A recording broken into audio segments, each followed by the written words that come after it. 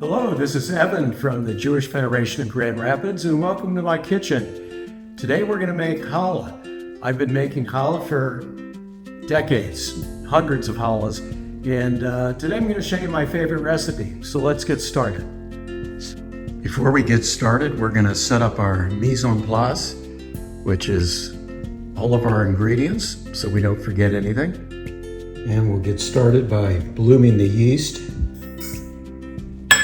We'll add a teaspoon of sugar and about a quarter cup of warm water. And we'll wait about 10 minutes. Now we're going to start to add all the ingredients for the dough. 3 egg yolks and a whole egg.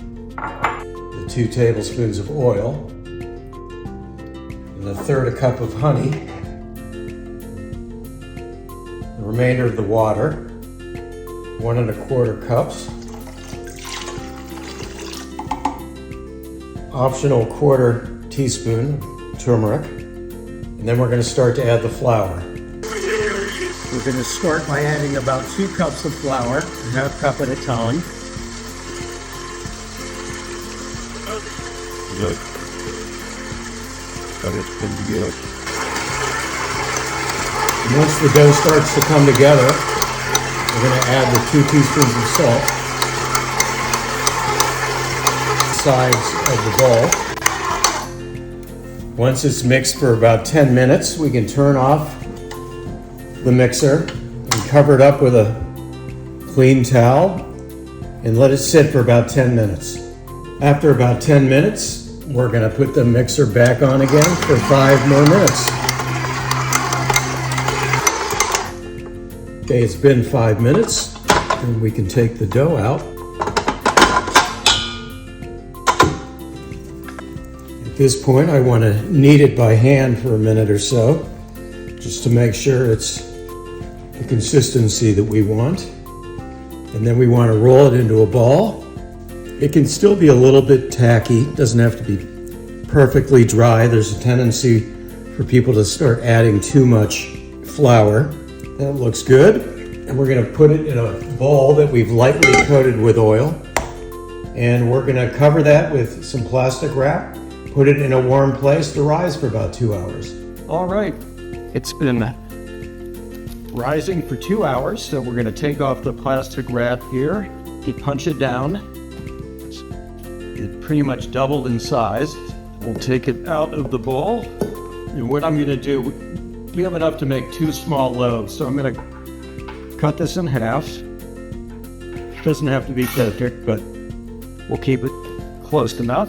Now, there are a lot of different ways to braid challahs. We're going to do a 3 braid for this demonstration. So we'll need 3 sections as close as possible.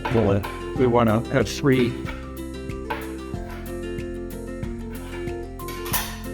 little balls here. And then we're going to just kind of flatten them and fold them over like so. All right, now we're going to let this relax for about 5 minutes. We'll cover it with a clean towel. And we want to let the dough relax so it doesn't spring back. The gluten will relax. And it'll take about 5 minutes, and then we'll come back and we'll roll it into ropes and get ready to braid.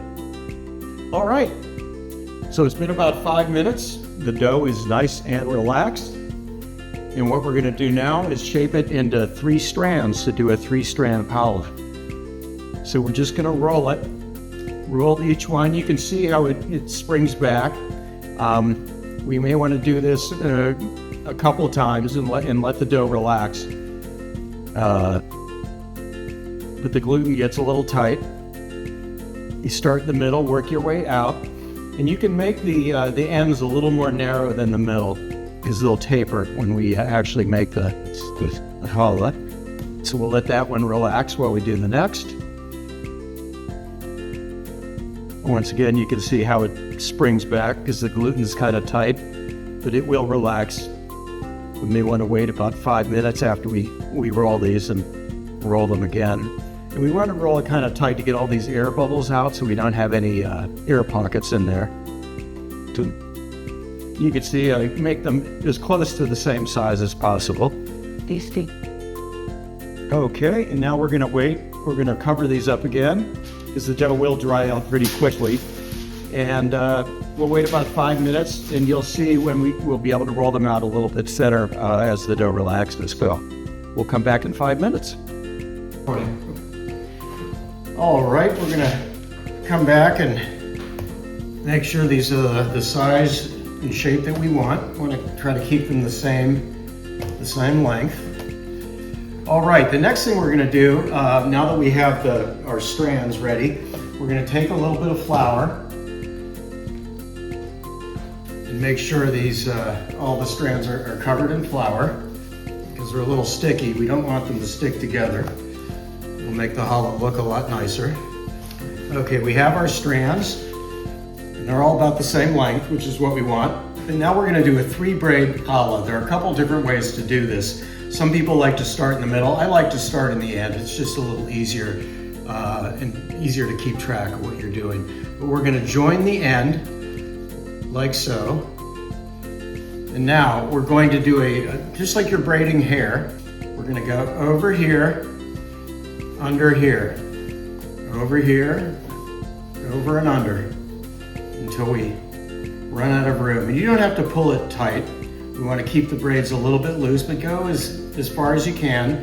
And when we get to the end, you can just squeeze it underneath, make it look a little neater, because no one's going to see the bottom, and shape it like so, and there we go.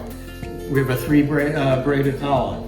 At this point, we're going to put it on our sheet, our baking sheet, which I have lined with parchment paper. And we're going to cover it up. Now this is going to need to rise for about 45 minutes. So it's a good time to preheat the oven to 350. Let this rise, and then we'll come back and do an egg wash, and I'll show you if you want to put the toppings on at that point. But now it's just a waiting game. Now that they've had a chance to rise again for about 45 minutes, we're going to do an egg wash. We beat 1 egg, and then add a little bit of water to it, and apply it. Careful not to miss any spots. Once you egg wash it, if you so desire, you can put the toppings on at this point. Sesame seeds, poppy seeds, everything, bagel seasoning, sprinkles, whatever. But then they're ready to go in the oven for 40 minutes at 350, and then they'll be done.